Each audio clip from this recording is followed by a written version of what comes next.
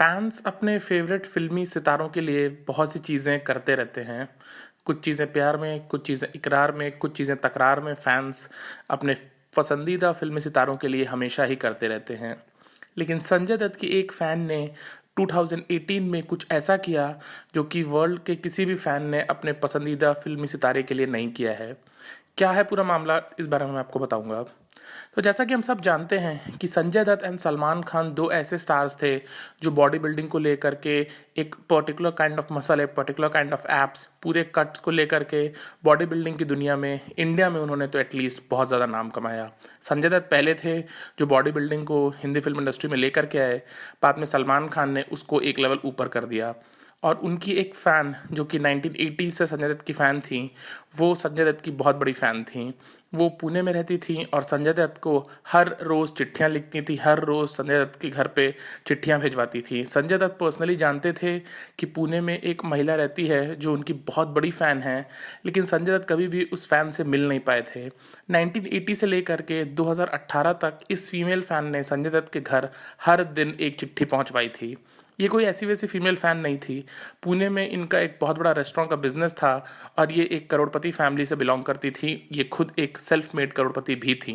तो ये कोई ऐसी वैसी फ़ैन नहीं थी जो कि सुबह शाम सिर्फ अपने फेवरेट फिल्मी सितारे के लिए चिट्ठियाँ लिखती थी और उनकी फिल्में देखती थी।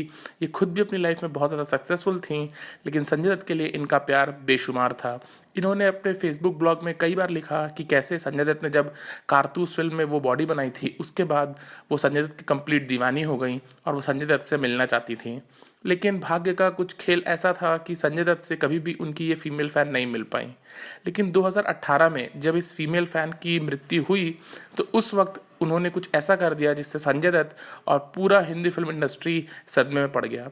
तो एक्चुअली हुआ ये कि ये फीमेल फ़ैन संजय दत्त की जो थी, जब इनकी डेथ हुई 2018 में, तो उन्होंने अपनी पूरी प्रॉपर्टी, पूरे अपना जो इनका विल था, उसमें पूरे पैसे, पूरी ज्वेलरी, पूरी प्रॉपर्टी संजय दत्त के नाम पे कर दी थी, जिसकी टोटल कॉस्ट थी 72 करोड़ रुपीज़ इन 2018। इनकी एज थी 70 ईयर्स। इनके खुद के बच्चे थे, इनके खुद के नाती पोते थे, लेकिन इन्होंने अपने बच्चे और अपने नाती पोतों के लिए 1 रुपया भी नहीं छोड़ा। इन्होंने अपने सारे प्रॉपर्टी, सारी ज्वेलरी, अपना सारा पैसा, सारा कारोबार, सब कुछ का वर्थ 72 करोड़ था और वो सारी चीज़ें संजय दत्त फिल्म स्टार के नाम पे कर दी। उसके 1 महीने के बाद इनकी लॉयर संजय दत्त के पास गए और उन्होंने संजय दत्त को सारी चीज़ें हैंड ओवर करने की कोशिश की, तो संजय दत्त खुद शॉक में आ गए। संजय दत्त को ये तो मालूम था कि उनकी एक फ़ैन है, पुणे में रहती हैं और वो हर दिन संजय दत्त को चिट्ठी लिखती हैं, लेकिन संजय दत्त इस चीज़ को सुन करके शॉक में आ गए थे कि उनकी डेथ हो गई थी और उन्होंने अपनी सारी प्रॉपर्टी, सारी चीज़ें संजय दत्त के नाम कर दी थी। संजय दत्त ने ये चीज़ क्लियर की एक मीडिया स्टेटमेंट के थ्रू कि वो कुछ भी एक्सेप्ट नहीं कर सकते हैं, और उन्होंने ये चीज़ क्लियर कर दी कि उनकी प्रॉपर्टी उनके बच्चे और उनके नाती पोतों को ही जानी चाहिए और वो 1 भी रुपये का क्लेम नहीं करेंगे।